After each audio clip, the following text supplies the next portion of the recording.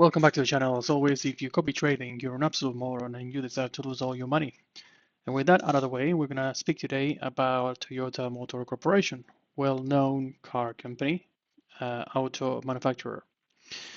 So I think it's quite clear what these guys do in this particular instance, and I'll jump right away into the analysis. First thing that we can see is that this is a company that's been sideways for, well, pretty much year to date. It had a strong first Q1. It has been slowly grinding down ever since. So now, of course, we are in a downtrend, right? It's been the case since the highs in March. And the company, if we look at it since that time, is down pretty big.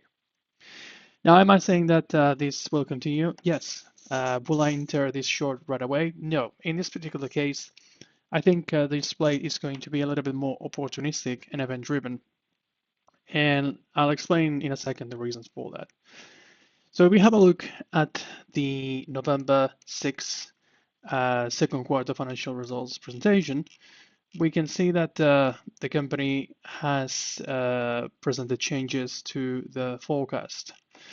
And I saw interesting bits in there where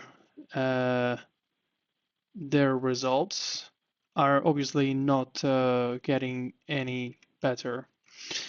And if we look at the new forecast for the quarter ending March 2025, we can see some downward revisions on other income as well. Okay.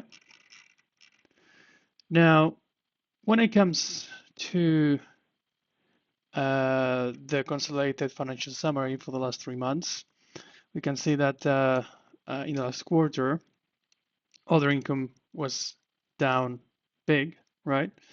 And the operating income also decreased. So that's not a good dynamic for a company like this with already pretty thin margins. And I think in terms of anticipating issues down the line, yes, we do have sales revenues that have been increasing, but operating income has remained somewhat stagnant. Net income as well, and we have as well increasing R&D and capex expected to take place. At the same time, if we have a look at what's been happening with the company, this chart here to me signals a softening appetite in the sector. This is, of course, a cyclical sector.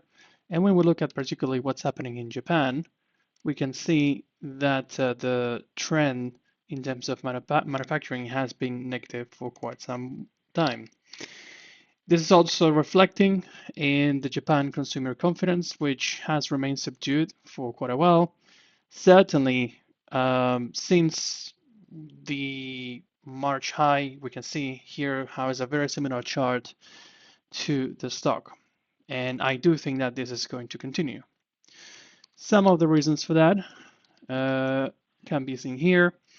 So we see how the dollar, okay, took a nosedive against the yen, and so did the euro around the summer, but now it's starting to pick up. Now, that is actually good for the company and certainly something I'll monitor as a potential catalyst. But above anything, I think there's plenty of pressure in the sector at the moment. So we have the Japanese consumer feeling the struggle, and we also see in other peers some pressure in the sector. There's been, for example, a lot of controversy lately with Jaguar. That is adding a bit of pressure to the sector.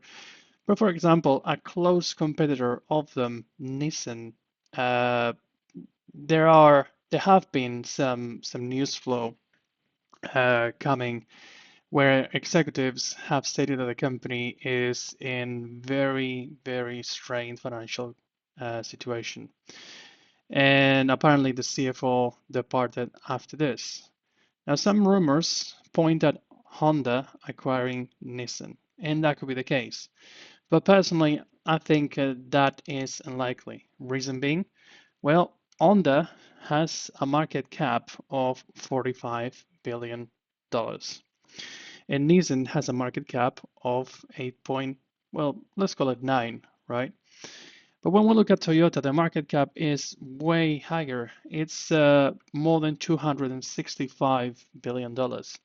So in terms of the ability to acquire and integrate a player of this size, I think Toyota has higher chances of doing this. Okay, so obviously the deal depends on how that would impact the stock, but we're talking here about a non-performing asset that would unlikely add value to the bottom line of the company, and will have to be purchased with debt, which at the moment stands at over 105 over equity in the case of Toyota.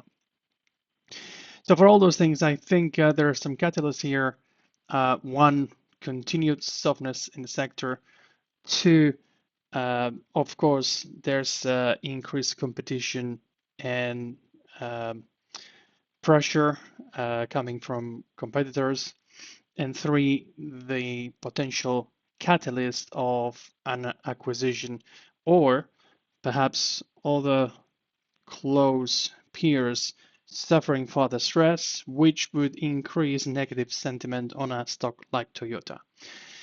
So for this one, it's a bit uncertain in terms of when those catalysts might play. The next earnings report will take place in February. I will continue to monitor this stock, but certainly note the downside risks that could take place. Hope you enjoy the video. See you soon.